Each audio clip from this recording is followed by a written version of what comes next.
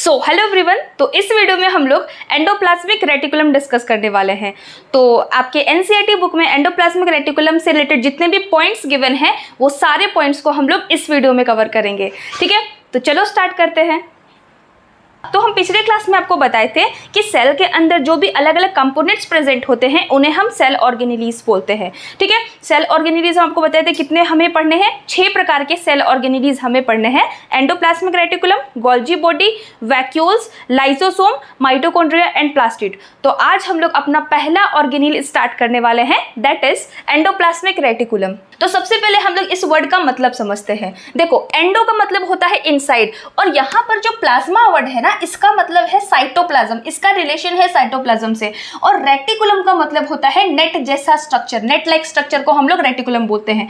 तो एक सेल के अंदर साइटोप्लाज्म में, सेल के अंदर जो यहाँ पे साइटोप्लाज्म है ना, इस साइटोप्लाज्म के अंदर जो भी आपको नेट लाइक स्ट्रक्चर दिखेगा, जाल जैसा नेटवर्क आपको दिखने को मिलेगा, वो होता है हमारा एंडोप्लाज्मिक रेटिकुलम। जैसे देखो, अगर इस सेल को हम लोग माइक्रोस्कोप में देख रहे हैं ना, तो यहाँ पर जो आपको नेट जैसा स्ट्रक्चर पूरे साइटोप्लाज्म में फैला हुआ जो आपको दिखेगा, वो स्ट्रक्चर कहलाएगा हमारा एंडोप्लाज्मिक रेटिकुलम। सबसे पहला हमारा पॉइंट है, it is large network of membrane bound tubes. तो मेम्ब्रेन से घिरे हुए, एक्चुअल ये ट्यूब जैसे स्ट्रक्चर है, ट्यूब जैसे मेम्ब्रेन से घिरे हुए स्ट्रक्चर जो कि लार्ज नेटवर्क बना रहे हैं साइटोप्लाज्म में, उसे हम एंडोप्लाज्मिक रेटिकुलम कहते हैं। अब इस अपीयरेंस को समझने के लिए हम लोग इस डायग्राम पे आते हैं। देखो, ये है हमारा न्यूक्लियस। ठीक है, ये हम न्यूक्लियस ड्रॉ किए हैं, सेल को ड्रॉ नहीं किए, ये हमारा न्यूक्लियस है। तो न्यूक्लियस जब हम आपको पढ़ाए थे तो हम बताए थे कि न्यूक्लियस में 2 मेम्ब्रेन होता है, एक बाहर की तरफ मेम्ब्रेन जिसे हम आउटर मेम्ब्रेन बोलते हैं, ऑब्वियसली बाहर की तरफ मेम्ब्रेन तो उसे आउटर मेम्ब्रेन बोलेंगे। फिर अंदर की तरफ एक मेम्ब्रेन होता है, दैट इज इनर मेम्ब्रेन।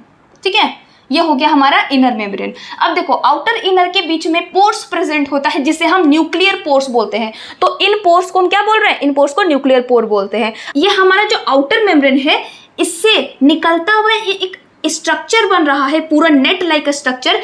ये जो पूरा स्ट्रक्चर आपको दिख रहा है ना, इसे ही हम एंडोप्लाज्मिक रेटिकुलम बोलते हैं। अब इसके फॉर्म्स को समझो। सबसे पहला, ये लंबे ट्यूब्स के फॉर्म में पाया जाता है। देखो, यहाँ पे जो आपको लंबे लंबे स्ट्रक्चर्स दिख रहे हैं ना, इन्हें ही हम लॉन्ग ट्यूब्यूल्स बोलते हैं, इन्हें ही हम लॉन्ग ट्यूब्यूल्स बोलते हैं। दूसरा, ये वेसाइकल्स के फॉर्म में पाया जाता है, यानी कि ये बैग के फॉर्म में भी पाया जा सकता है, छोटे छोटे बैग के फॉर्म में भी पाया जा सकता है, जैसे यहाँ पे आप देख सकते हो, इस तरीके से भी पाया जाता है, in the form of vesicles, in the form of vesicles. और तीसरा, ये फ्लैटेंड सैक के जैसा भी पाया जाता है। देखो, ये जो स्ट्रक्चर आपको दिख रहा है ना, इस तरीके से ये पूरा फ्लैट होता है, सैक लाइक स्ट्रक्चर जो पूरे फ्लैट साइटोप्लाज्म में प्रेजेंट होते हैं, ये भी एंडोप्लाज्मिक रेटिकुलम का एक टाइप है। ठीक है, तो ये हो गए आपके फ्लैटेंड सैक, फ्लैटेंड सैक। ठीक है, तो देखो 3 फॉर्म क्या क्या हम लोग डिस्कस की, एक लंबे ट्यूब्स के फॉर्म में पाए जाएंगे, एक वेसाइकल्स के फॉर्म में पाए जाएंगे, और फ्लैटेंड सैक के फॉर्म में पाए जाएंगे। क्लियर है यहाँ तक? अब यहाँ पे ध्यान से सुनो, जब हम आपको प्लाज्मा मेम्ब्रेन पढ़ा रहे थे तो उस समय हम आपको प्लाज्मा मेम्ब्रेन का जूम स्ट्रक्चर बताए थे कि प्लाज्मा मेम्ब्रेन को अगर आप माइक्रोस्कोप में देखते हो तो प्लाज्मा मेम्ब्रेन कैसा दिखता है। देखो, अगर ये जो प्लाज्मा मेम्ब्रेन है, इसको अगर हम लोग जूम करें ना, तो ऐसा इसमें स्ट्रक्चर्स देखने को मिलता है। देखो, इस तरीके का स्ट्रक्चर देखने को मिलता है, और इनके बीच बीच में प्रोटीन्स पाए जाते हैं, इन स्ट्रक्चर्स के बीच में प्रोटीन्स पाए जाते हैं। और ये जो स्ट्रक्चर्स है, ये 2 लेयर्स में अरेंज्ड था, याद है ना सबको, ये 2 लेयर्स में इस तरीके से अरेंज्ड था। ये जो स्ट्रक्चर आपको दिख रहा है, जो सीधा और उल्टा दोनों तरीके से अरेंज्ड है, इस स्ट्रक्चर को हम लोग फॉस्फोलिपिड बोलते हैं। ठीक है, इसको हम लोग फॉस्फोलिपिड बोलते हैं, जो कि एक प्रकार का लिपिड है। ठीक है ना, ये एक प्रकार का लिपिड है। और क्या प्रेजेंट होता है, और इस तरीके से इम्बेडेड, यानी कि मेम्ब्रेन में घुसे हुए धसे हुए स्ट्रक्चर्स पाए जाते हैं, जिन्हें हम प्रोटीन्स बोल रहे हैं। तो हमारा जो पूरा प्लाज्मा मेम्ब्रेन है ना, वो 2 स्ट्रक्चर से मिलकर बना है, एक फॉस्फोलिपिड और प्रोटीन। मेजर मतलब मोटे तौर पे यही दोनों स्ट्रक्चर्स प्रेजेंट होते हैं हमारे प्लाज्मा मेम्ब्रेन में। अब देखो, जैसा ये प्लाज्मा मेम्ब्रेन का स्ट्रक्चर है, उसी प्रकार का स्ट्रक्चर जब हमने माइक्रोस्कोप में इन नेट लाइक स्ट्रक्चर को देखा, तो इसके जो मेम्ब्रेन है ना, इनका भी स्ट्रक्चर बिल्कुल सेम है इनके मेम्ब्रेन के स्ट्रक्चर के जैसा। यानी कि प्लाज्मा मेम्ब्रेन को अगर हम लोग माइक्रोस्कोप में देखें तो उनका स्ट्रक्चर बिल्कुल सिमिलर होगा, किसके जैसा, इस ER जो है, ये जो एंडोप्लाज्मिक रेटिकुलम है, इसके मेम्ब्रेन के जैसा। एंडोप्लाज्मिक रेटिकुलम को हम लोग शॉर्ट फॉर्म में ER भी बोलते हैं, ठीक है ना, एंडोप्लाज्मिक रेटिकुलम को ER बोलते हैं। तो ये जो ER का मेम्ब्रेन है ये बिल्कुल सिमिलर दिख रहा था इस प्लाज्मा मेम्ब्रेन के स्ट्रक्चर के जैसा, ठीक है। तो यही लाइन आपके NCERT में भी लिखा हुआ है, हम यहाँ पे रीड कर देते हैं। देखो, the ER membrane it's similar in structure to the plasma membrane, ठीक है। इसके पहले, इस लाइन के पहले बेसिकली इसी के बारे में बात किया गया था, अपीयरेंस और नेटवर्क है, इसी चीज़ के बारे में बात किया गया जो कि हम अभी एक्सप्लेन कर दिए। अब यहाँ पे टाइप्स के बारे में बात कर रहा है कि ER बेसिकली 2 प्रकार के होते हैं। यहाँ तक क्लियर हो गया होगा आई थिंक आपको। अब देखो, एक सेल के अंदर हमें 2 प्रकार के ER देखने को मिलते हैं। एक है आपके RER, RER मतलब हो गया आपका rough endoplasmic reticulum, rough endoplasmic reticulum, ठीक है। और दूसरा होता है SER, क्लास में याद करो, एक क्या है RER, दूसरा क्या है SER, जिसका फुल फॉर्म है स्मूथ एंडोप्लाज्मिक रेटिकुलम।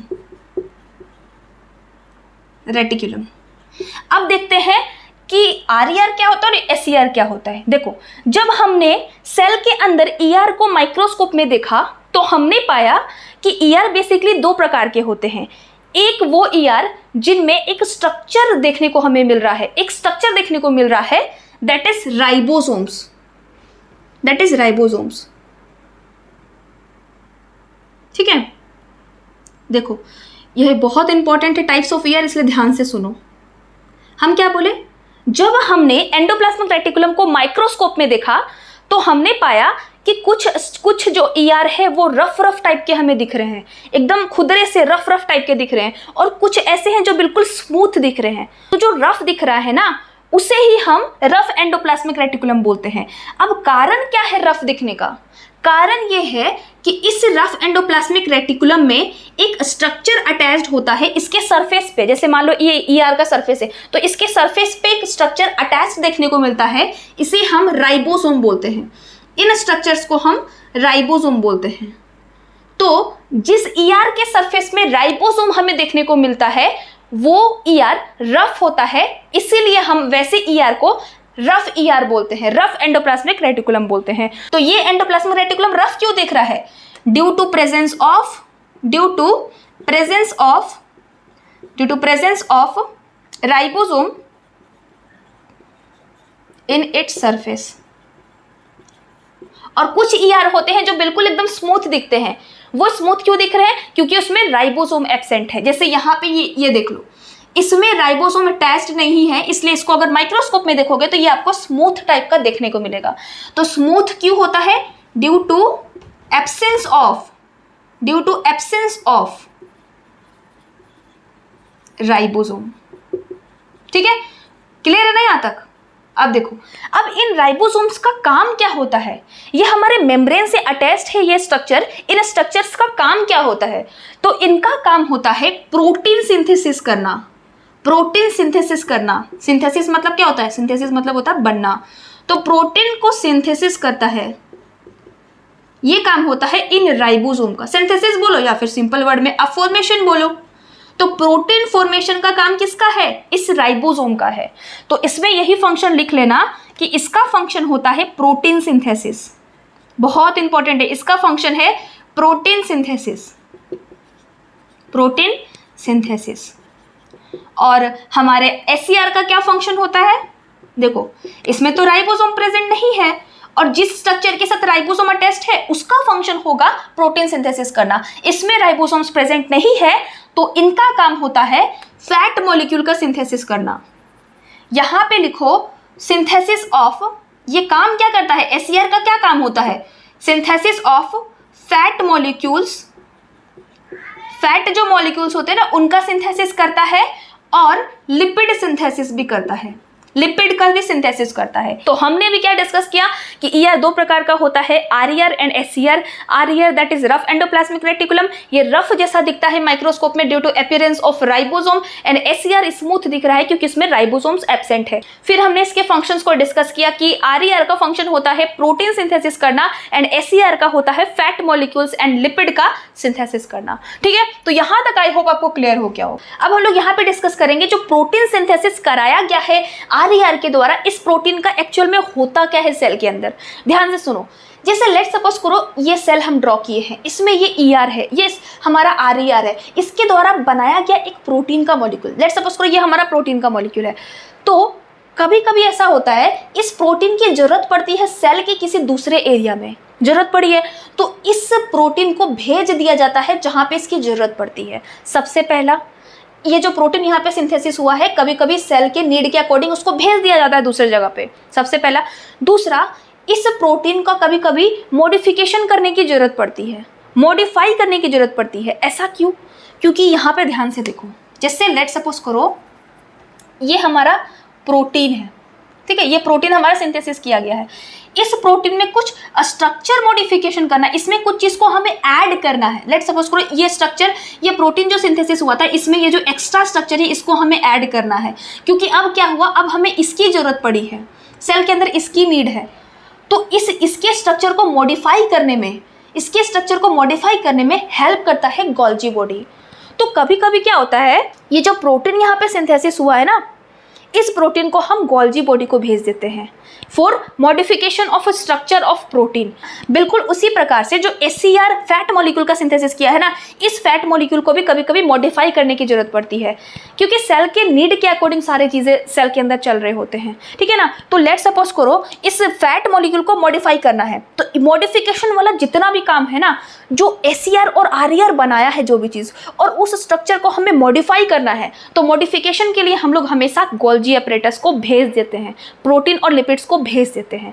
ये दूसरा फंक्शन हो गया जो हम लोग बोले ना कि ये प्रोटीन का क्या क्या होता है। पहला तो ये कि इसको इसके नीड के अकॉर्डिंग भेज दिया जाएगा, दूसरा इसको हम लोग गोल्जी बॉडी को भेज देंगे फॉर स्ट्रक्चरल मॉडिफिकेशन। अब तीसरा जो सबसे इंपॉर्टेंट है, जो आपके बुक में बहुत क्लियरली मेंशन है, ध्यान से देखो, यहाँ पे प्रोटीन सिंथेसिस कौन किया, आरईआर किया। फैट या फिर लिपिड का सिंथेसिस कौन किया, लिपिड का सिंथेसिस कौन किया, एसईआर किया। अब हम आपको बताए थे कि हमारा जो सेल में मेम्ब्रेन प्रेजेंट होता है वो लिपिड और प्रोटीन से बनता है, बताए थे। ये जो प्रोटीन और लिपिड का सिंथेसिस कराया गया है आरईआर और एसईआर के द्वारा, ये कभी कभी मेम्ब्रेन को बनाने में यूज कर लिया जाता है। लेट सपोज करो इस सेल का ग्रोथ हो रहा है, ठीक है, इस सेल का ग्रोथ हो रहा है, तो ग्रोथ के समय मेम्ब्रेन एक्सपैंड करेगा तो और प्रोटीन और लिपिड की नीड पड़ेगी ना। तो ये जो आरईआर एसईआर जो प्रोटीन बना रहा है ना, इसका हम यूज कर लेते हैं for synthesis of membrane, for synthesis of plasma membrane. इसी प्रोसेस को हम मेम्ब्रेन बायोजेनेसिस कहते हैं।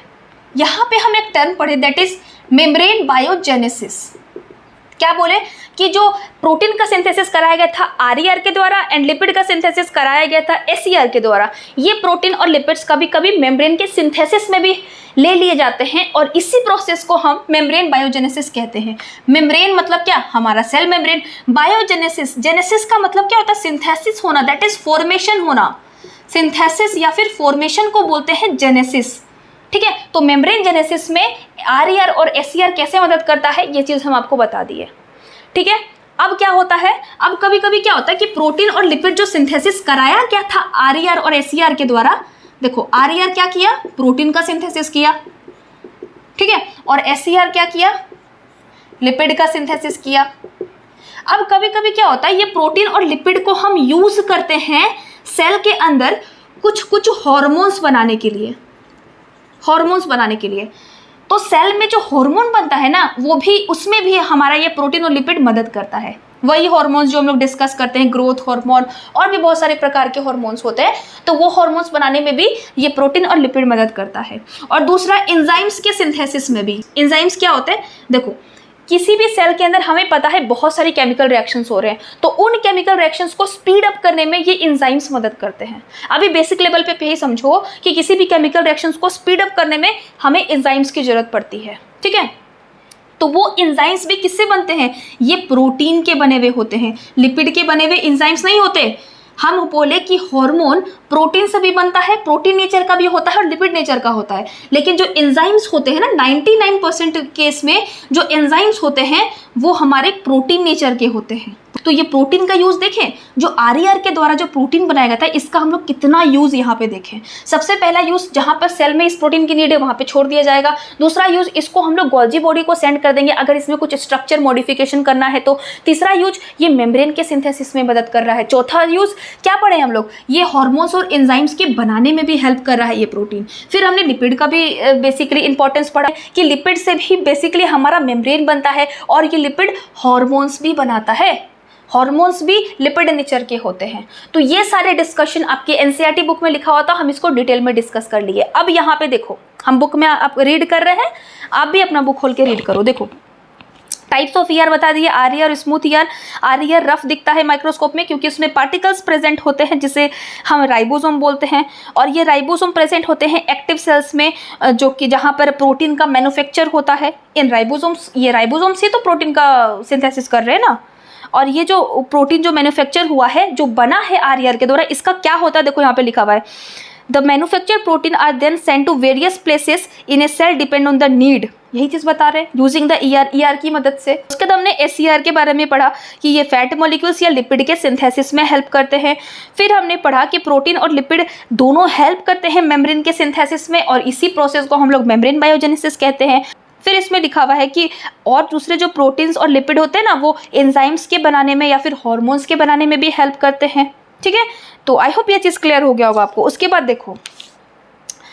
देखो सबसे लास्ट, अब देखो यहाँ पर इसके फंक्शन को एक्सप्लेन किया है, एक और फंक्शन को एक्सप्लेन किया है कि ये चैनल्स की तरह भी काम करते हैं। देखो, one function of ER is to serve as a channel for the transport of material, especially protein, between various regions of cytoplasm। Proteins को यहाँ वहाँ ट्रांसपोर्ट करने का भी काम किसका है, ये ER का ही होता है।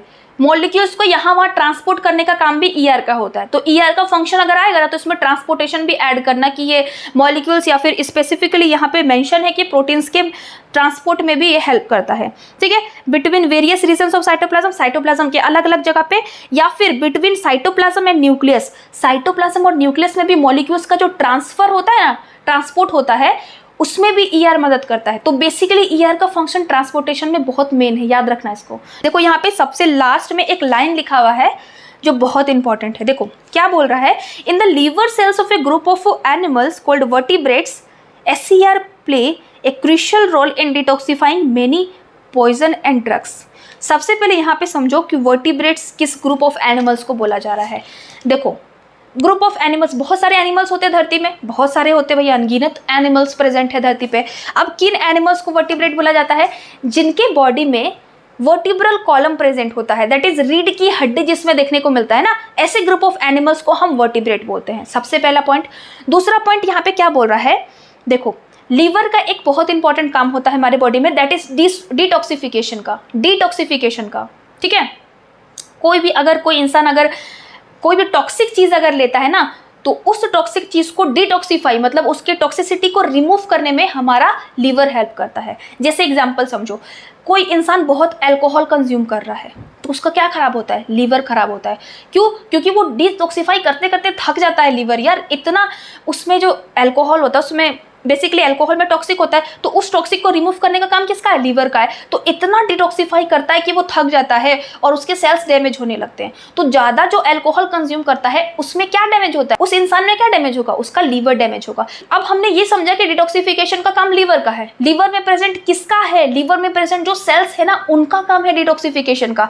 अब अगर सेल के अंदर बात करें ना, तो सेल के अंदर स्पेसिफिकली ये SER जो प्रेजेंट होते हैं ना, ये जो SER है जिसमें राइबोसोम्स एब्सेंट था, जो SER होते हैं उनका मेन काम होता है डिटॉक्सिफिकेशन का। तो लीवर का काम है डिटॉक्सिफिकेशन का, उसके अंदर जाके देखो तो सेल्स का काम है, और सेल्स के अंदर भी जाके देखो तो SER का काम होता है डिटॉक्सिफिकेशन का। ठीक है, तो लीवर के सेल्स में प्रेजेंट जो SER है वो डिटॉक्सिफिकेशन का भी काम करते हैं। ये वेरी वेरी इंपॉर्टेंट पॉइंट है। अगर फंक्शन पूछे आपको SER का तो डिटॉक्सिफिकेशन वाला पॉइंट को ऐड कर लेना। ठीक है, तो यहाँ पे हमारा एंडोप्लाज्मिक रेटिकुलम कंप्लीट होता है। आई होप आपको सबको समझ में आ गया होगा। अगर आपको लेक्चर समझ में आ रहे हैं तो प्लीज़ मेरे चैनल को सब्सक्राइब करना। And thank you so much for watching my video. Bye bye.